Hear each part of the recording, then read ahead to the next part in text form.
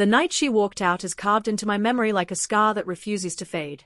The rain was pouring, almost mockingly cinematic. She didn't wait until the children were asleep. She stood in the middle of the living room, suitcase at her side, her eyes cold and far away. I can still see Daniel, our youngest, clutching her leg and sobbing, "Mommy, where are you going?"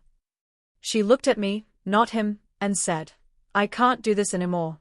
I have to live my truth." That truth had a name, Eric, a man from her yoga class. Without a backward glance, without even the courtesy of a proper goodbye, she shut the door behind her.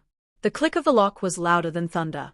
I stood frozen, realizing the woman I loved had chosen someone else. 3 children. No warning. No partner. Just me, and the hollow silence she left behind. The first year nearly broke us. Rachel, the eldest, stopped speaking for months. Jake, only 10, lashed out at school and came home with bruised knuckles. Little Daniel cried himself to sleep night after night. And me? I worked 2 jobs. I packed lunches. I braided hair. I stayed up with homework. I sobbed in the shower where no one could hear me. Then I forced on a smile each morning, pretending I had everything under control. Neighbors whispered. Some blamed me, others pitied me. But no one truly knew. No one saw how I fought to keep a roof over our heads while their mother played house with another man. She didn't call once. No birthday wishes. No apologies.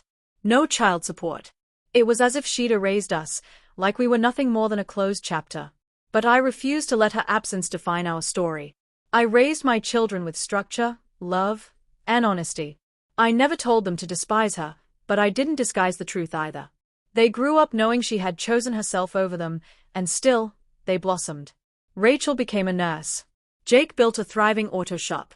Sweet, fragile Daniel found strength in the army. They became remarkable adults.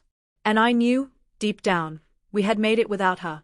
So when I opened my front door 21 years later and saw her standing there, hair streaked with gray, eyes heavy, suitcase in hand just like the night she left, my first reaction wasn't fury. It was disbelief. Why now? I asked, my voice cold. She hesitated, then whispered, I made a mistake. Once upon a time, those words would have been everything I longed to hear, back when I cried alone at 2 a.m, desperate for answers, begging for closure. But now? Now her sorrow meant nothing. My life was calm, steady, whole. And she was the storm I'd long since outlived. Eric died 3 months ago, she said, her voice trembling. I've been alone ever since. I thought maybe we could talk. She looked past me, as if expecting to be welcomed back inside like nothing had happened. But I didn't step aside.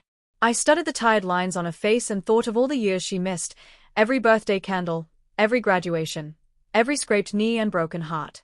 Rachel's reaction was explosive. Over the phone, her voice shook with rage. She doesn't get to waltz back after 21 years and pretend she still matters. Jake was quieter, muttering under his breath, takes guts to show up, I'll give her that. Daniel, ever gentle, simply asked, Are you okay, Dad? None of them wanted to see her. None asked how she was. They had built lives without her, just as I had. Yet she stood in my yard and said, I want to reconnect with them. I want to make amends. I laughed, not out of humor, but at the sheer audacity. You don't get to want anything now, I told her flatly. You gave up that right. Still, I wasn't cruel. I invited her to sit on the porch. I poured her tea. I listened. She spoke about how Eric resented children, how the freedom she'd run to became a prison, how regret gnawed at her every night. But her confession didn't erase the truth. I met her gaze and said, They aren't your kids anymore. And I meant every word. The days afterward carried an unsettling quiet, the kind that lingers after a storm when everything looks untouched, but you know something deep has shifted. Rachel messaged again, furious. She better stay away from me and my kids. Jake scoffed. If she wants a reunion, she should sift through the ashes she left behind. And Daniel, sweet Daniel, called as always on Sunday and told me gently, You did it all, Dad. You were both parents. She doesn't deserve to be part of our story anymore. He was right. I thought back to every lonely parent-teacher meeting. Every time I held Rachel through tears for a mother she could barely remember. Every silent year Jake spent withdrawing from the world. And every sleepless night I wondered if she would ever regret leaving. Now I knew she did. But regret doesn't grant redemption. Regret isn't a key, it's just a reminder of doors you've slammed forever shut. One afternoon, she slipped a letter beneath the doormat. No knocking, no words exchanged, just an envelope. Inside was an old photograph of us, smiling before the betrayal, before the destruction. On the back she had written, "I'm sorry for everything. I know I don't deserve forgiveness.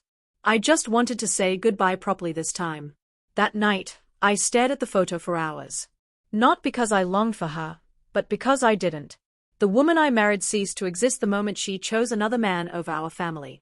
The one who stood at my door was a stranger, and I owed her nothing, not my time, not my children, not my heart. Weeks later, I was outside grilling with Daniel. The grandkids were squealing under the sprinkler, their laughter ringing through the air. Rachel and her husband were on their way over.